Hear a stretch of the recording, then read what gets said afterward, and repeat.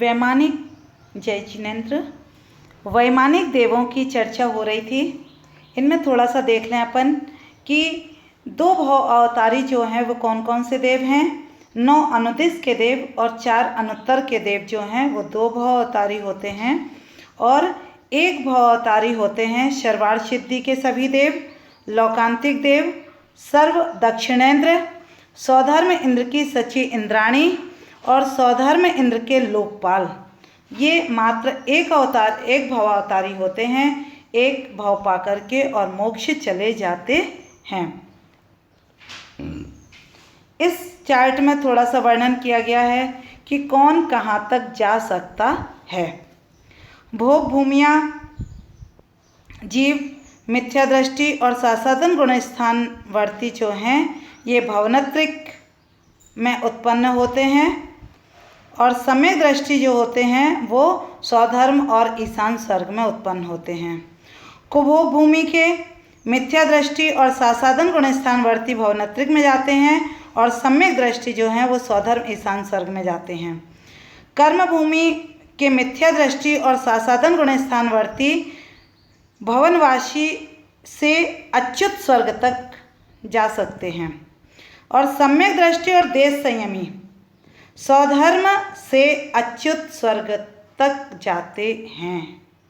यानी कि यदि हमने सम्यक दर्शन को प्राप्त कर लिया है और देश संयमी बन गए हैं तो हमें स्वधर्म वैमानिक देवों में ही उत्पन्न होना है। हमारी देव दुर्गति नहीं हो पाएगी, भवनत्रिक में हमारा जन्म नहीं हो पाएगा। इसलिए जैसे बने तैसे प्रयास करके हमें सम्यक दर्शन को हासिल कर ही लेना चाहिए, और यदि सम्यक दर्शन हमें प्राप्त हो गया है तो हमें देश संयमी बनने की छटपटाहट भी होनी चाहिए। आगे कहते हैं कि द्रव्य जिनलिंग, यदि कोई मुनि बन गया है, द्रव्य से उसने जिनलिंग धारण किया है, भाव उसके उसमें नहीं लग रहे हैं, भावलिंग उसके पास नहीं है, मात्र तपस्या कर रहा है, वो जिनलिंग को धारण करके मात्र तपस्या कर रहा है, उसने अपना लिंग नहीं छोड़ा है किसी परिस्थिति में, तो वह ग्रीवेयक तक जा सकता है। छठाला जी में अपन पढ़ते भी हैं, मुनिव्रत धार अनंत बार ग्रीवक उपजायो। तो वो द्रव्यलिंग वाली बात है। भावलिंगी मुनि तो 32 भव का उल्लंघन करता ही नहीं है, नियम से वह मोक्ष चला जाएगा। लेकिन जो द्रव्यलिंगी होते हैं वो कई बार जा सकते हो, ग्रीवेयक तक जा सकते हैं अपनी तपस्या के बल पर।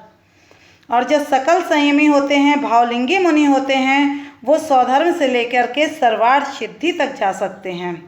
जो अभव्य होता है, जिनलिंग धारण कर लिया है, मुनि बन गए, लेकिन फिर भी अभव्य है, वह भी ग्रीवेयक तक की यात्रा कर लेता है। और जो पंक्ति ये लिखी ना, मुनिव्रत धार अनंत बार ग्रीवेयक उपजायो, वो इसी अपेक्षा से लिखी गई है कि जो अभव्य जीव होता है वह अनेक बार जिनलिंग को धारण कर लेता है, लेकिन मोक्ष को प्राप्त नहीं कर पाता। जो परिव्राजक तपस्वी होते हैं वे ब्रह्म स्वर्ग तक जाते हैं, और आजीवक, कांची, आहारी या अन्य लिंगी हैं वो सहस्रार स्वर्ग तक जाते हैं।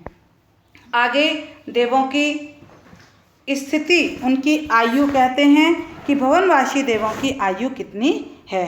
स्थितिर सुरनाग सुपर्ण द्वीप शेषाणाम सागरोपम त्रिपल्योपमार्ध हीन मिताह।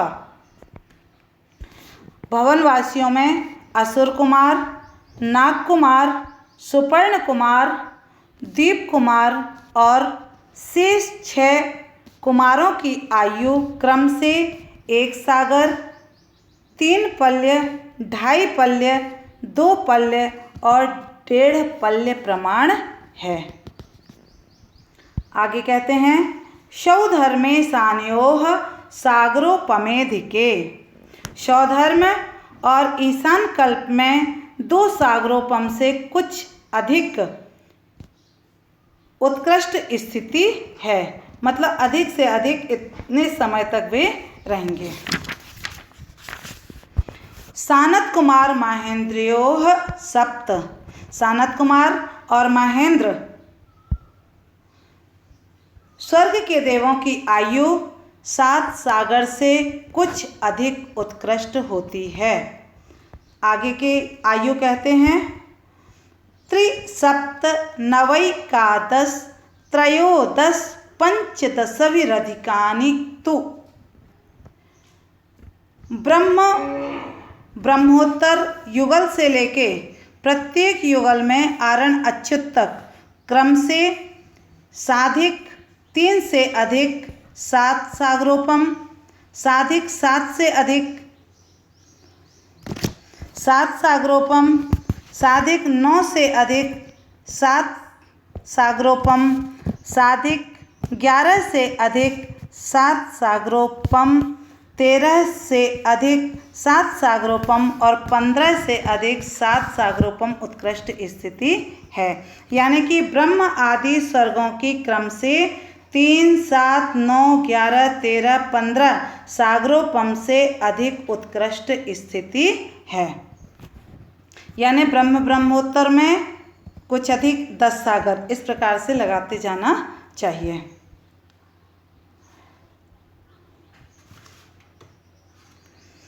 आरणाच्युता दूर्ध्व में कैकेन नवशु ग्रैवेकेषु विजयादिषु सर्वार्थ सिद्धौ च। आरण अच्युत के ऊपर के 9 ग्रैवेकों में से प्रत्येक में, 9 अनुदिश में, 4 विजयादिक में 1 सागरोपम अधिक उत्कृष्ट स्थिति है तथा सर्वार्थ सिद्धि में पूरी 33 सागरोपम स्थिति है।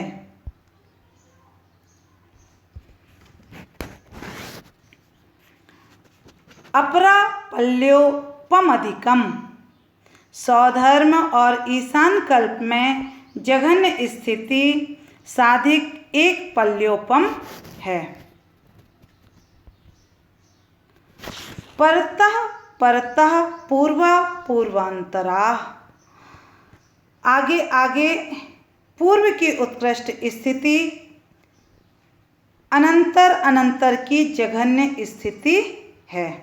अब इस चार्ट के माध्यम से स्पष्ट हो जाएगा बिल्कुल कि किनकी कितनी स्थिति है, आयु है, सौधर्म से लेके अनुत्तर विमान तक की।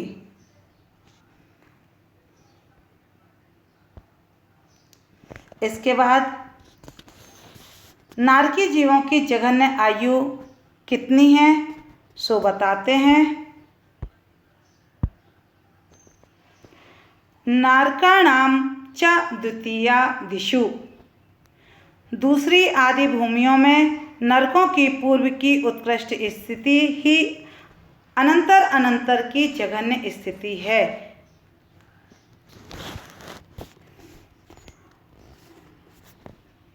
यानी कि पहले स्वर्ग की जितनी उत्कृष्ट स्थिति है, दूसरे स्वर्ग की उतनी जघन्य स्थिति हो जाएगी। इस प्रकार से लगा लेना चाहिए। जय जिनेंद्र।